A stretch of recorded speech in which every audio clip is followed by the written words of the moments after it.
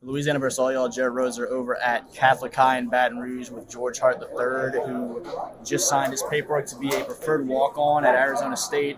And we were talking about it, some great opportunities for you, some PWO opportunities at Arizona State and LSU, as well as you had McNeese State in Louisiana, Georgetown out of state, and then Navy. What was the deciding factor? How did you go through that decision-making process? Just really trying to get to know the coaching staff and just praying on it, talking with my parents, like really just like going through each of my options, looking through depth charts and stuff, just trying to see like where I would best kind of fit into a system. And then like when it all came down to it, Arizona State seemed to be the best fit.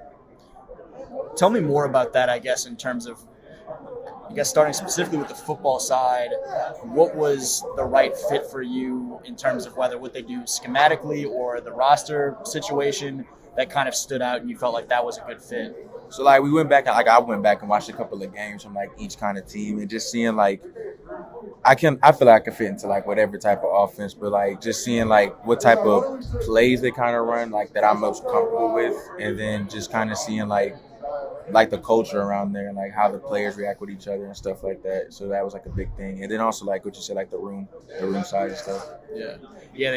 They seemed like they need some running backs and that there's going to be an opportunity there for you to compete for a scholarship pretty quickly. Yes, sir. How much of the conversation was that for you with the coaches, just in terms of, yes, you're coming as a walk-on, but there's a role there? Yeah, we was talking about it, mainly like special teams. Like I played a bunch of special teams since I've been here at Catholic, so it won't be a problem for me to walk in there and just like hop on like a kickoff return, punt, something like that, and just like earn it. So, or just doing my own position at running back, I feel like I can do it.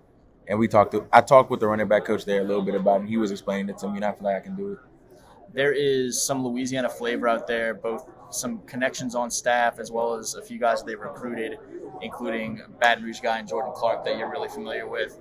What was the conversation like with him when you told him that this was an opportunity that may be the move for you? Well, I had texted him like a week before, and then he was just kind of telling me. I asked him like how he liked it up there, and he was telling me how much he loved it, like the players out there, and how like he just loved the culture and like how people like it was just a good fit for him. And he was telling me it would probably be a good fit for me too, and I was like, I kind of like that, yeah. You waited and showed so much patience here to step into a bigger role this year in the middle of the weirdness of the world around us that put such a hamstrung recruiting so big.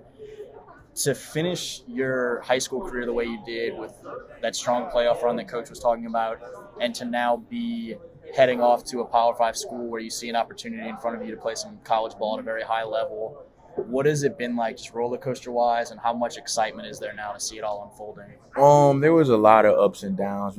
Prayer pushed us through it, and then like now that I'm seeing this, because like if you would have talked to me a couple months back, I would have been like, I didn't show it because I can't show it, but inside I was like, what am I gonna do sometimes? But then when it all unfolded and how where I'm at now, I'm just thankful for it all. And I'm just like, I am really excited because this opportunity is big, and I'm excited to go play.